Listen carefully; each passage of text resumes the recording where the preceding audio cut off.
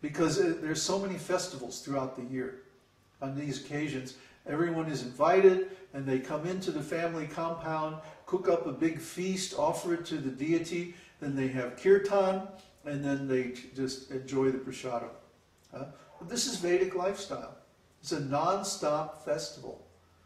Try to understand. It's not dry.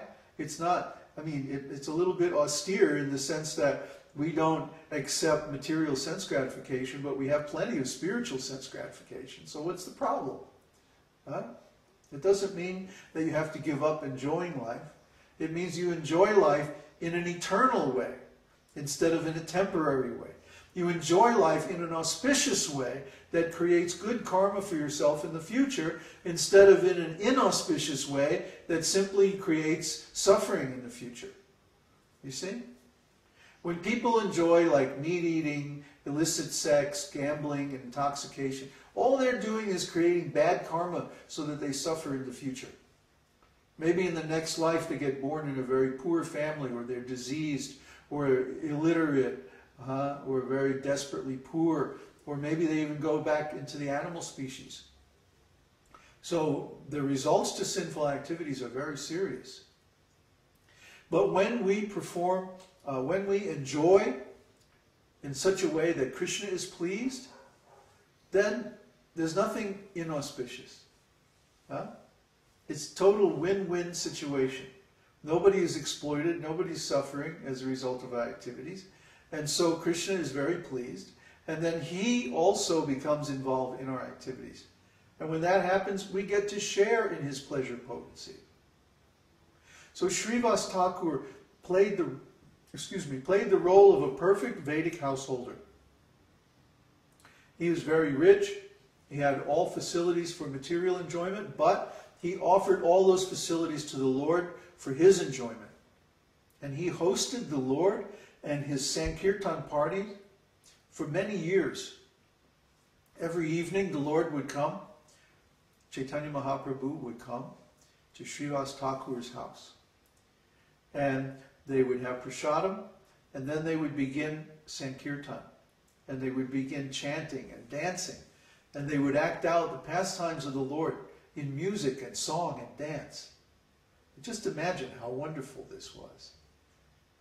Such a high level of artistic activity.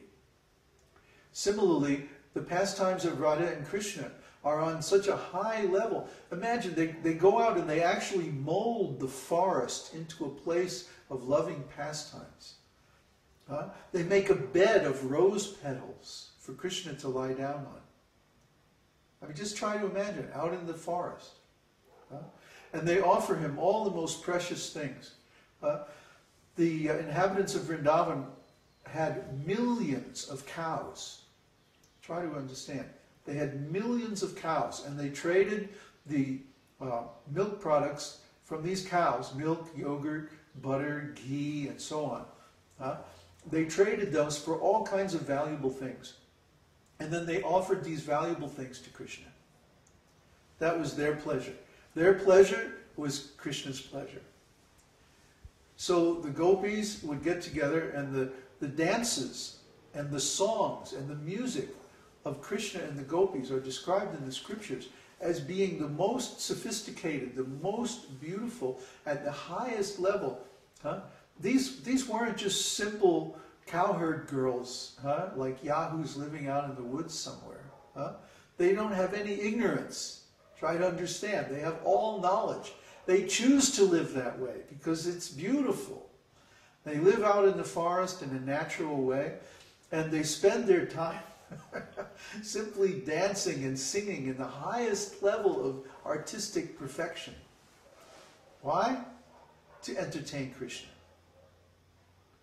Because they know from experience, from long practice, that when Krishna enjoys, we enjoy. The classic example is when we water the root of a tree. Just like back here we have so many trees. And there's a nice lemon tree, there's a jasmine tree, a cherry tree, all kinds of flowering trees, very fragrant and beautiful. But those trees can't do anything if we don't give them water. when we water the root of the tree, then the whole tree is nourished. It's not like we have to stand there and spray the whole tree, you know, make sure every leaf gets watered. No, just by watering the root, the whole tree is nourished. So similarly, Krishna is the root of all existences. So by worshipping Krishna, by pleasing Krishna, it's like watering the root of the tree. Automatically the whole tree is pleased. Automatically, if everyone performs devotional service activities, their future becomes auspicious. Very wonderful future is there. Because what do we want? Why do we do everything that we do? It's simply for happiness. Does anybody say, oh, I want to be unhappy, I'm going to hit myself on the head with a hammer? No. But because of ignorance, they don't know that sinful activities make unhappiness in the future. Out of a lack of spiritual knowledge. A lack of knowledge, that means ignorance. You know, sorry, it's not such a nice word, but that's really what it is. It means that we don't know. We don't know what the result of our activities will be. We're just guessing. We're speculating. The senses say, oh, give me this, give me that. And so we think, oh, if I give my senses this, then I'll be happy. And this may cause a temporary cessation of desire, a temporary lessening of the agitation of the senses. And we interpret that as pleasure. But that's not pleasure because it's not permanent. Real pleasure means eternal pleasure. You see? Anything that is temporary is material, and its reality is only relative. Just like if I paint a painting with watercolors, and then I put it out in the rain, what's going to happen? All the watercolors will be washed away. I can paint a very nice painting, but if it gets water on it, then it's all gone. It's finished. See, so what's the use of that painting? I've wasted my effort because it's temporary. I can make the nicest painting, but as soon as it gets wet, then no more painting. No, all that beauty is just gone. So we may be able to arrange things in the material world so that we temporarily experience a little happiness, a little beauty, a little love. But then the action of time is change. And because of the pushing of time, everything changes. Just like this body changes from a baby body to a child body to a teenage body to an adult body to an old person's body, and then finally the body is finished. So we have to go take another body or whatever we can do. And the body that we get is going to be dependent on the quality of our activities. So if our activities are all nonsense, just following the senses, letting the mind drag us around this old material world, trying this, trying that, never really getting any satisfaction that we crave, then in the next life, we're going to get a worse situation than we have now. But if we practice religious principles, which are basically four: truthfulness, austerity, cleanliness, and mercy.